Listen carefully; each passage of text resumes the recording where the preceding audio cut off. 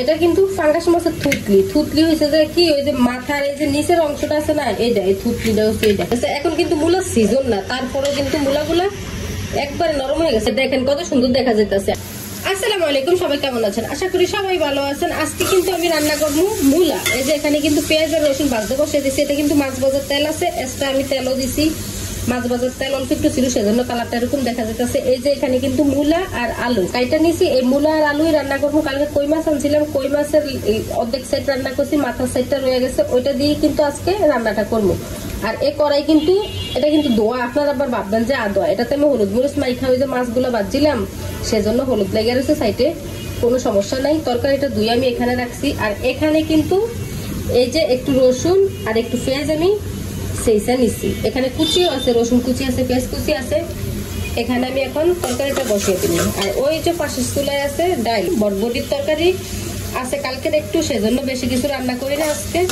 এই মূলার তরকারি আর ডাল। আর এই যে এখানে হচ্ছে মাছের মাথাগুলো আমি বাইজা নিয়েছি, কই মাছের। এটা কিন্তু ফাঙ্গাস মাছের থুতলি। থুতলি হয়েছে যে কি, ওই যে মাথার এই যে নিচের অংশটা আছে না, এইটা এই থুতলিটা হচ্ছে এইটা। এইটাও আমি সাথে নিয়ে নিছি। ফাঙ্গাস মাছের মাথাও আছে, ওইটা নেই না, এই থুতলিটাই শুধু নিছি।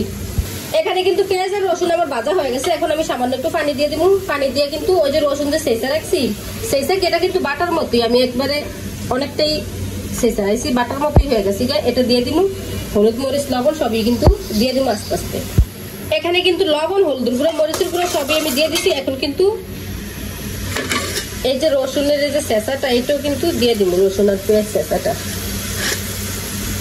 এখানে কিন্তু কোনো জিরা বাটা এখন দেই না, লাস্টে আমি জিরা, ভাজা জিরার গুঁড়া সাথে কিন্তু দিয়ে দিব। তরকারিটা যখন হয়ে যাব তখন কিন্তু আমি জিরার গুঁড়া দিব। মশলাটা আমার কষানো হয়ে গেছে। এখন কিন্তু দিয়ে দিব আমি মূলা আর আলু। আর এর সাথে কিন্তু এই যে দেখেন একটু পানি আছে, এটা কিন্তু ভালো হলুদের গুঁড়া, মরিচের গুঁড়ো, যে মাছ যে মাখাইছি ভাজার জন্য সেই পানি, এটা আমি পানি সহকারে একটু দিয়ে দিব, তাইলে ভালোভাবে কষবো।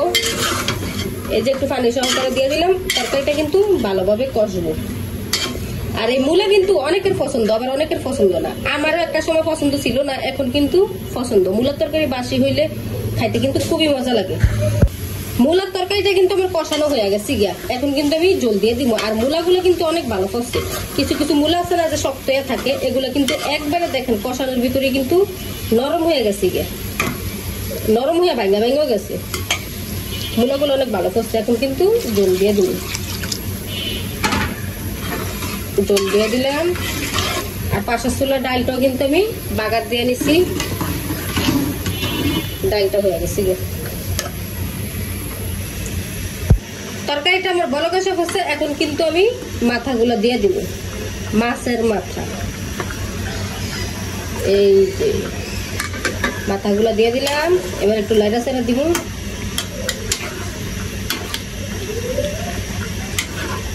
মূলাগুলো এত নরম হয়ে গেছে। এখন কিন্তু মূলার সিজন না, তারপরেও কিন্তু মূলাগুলা একবারে নরম হয়ে গেছে। মানে সিজনের সময় রান্না করলে যেরকম সিদ্ধ হয়ে যায় তাড়াতাড়ি, এরকম সিদ্ধ হয়ে গেছে। আমি কিন্তু তরকারিতে এখন ভাজা জিরা গুঁড়োটা দিয়ে দিছি, দিয়া লাড়াচাড়া দিয়ে দিছি।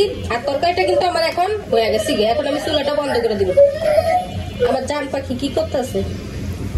এই যে এখানে কিন্তু আমার মূলার তরকারিটা হয়ে গেছে। দেখেন কত সুন্দর দেখা যাইতেছে। এই যে রান্নাটা হয়ে গেছে, কেমন হয়েছে অবশ্যই বলবেন। আমি যেরকম রান্না করি বাসায় ওরকমই রান্না করছি। সবাই ভালো থাকবেন, সুস্থ থাকবেন। আল্লাহ হাফেজ।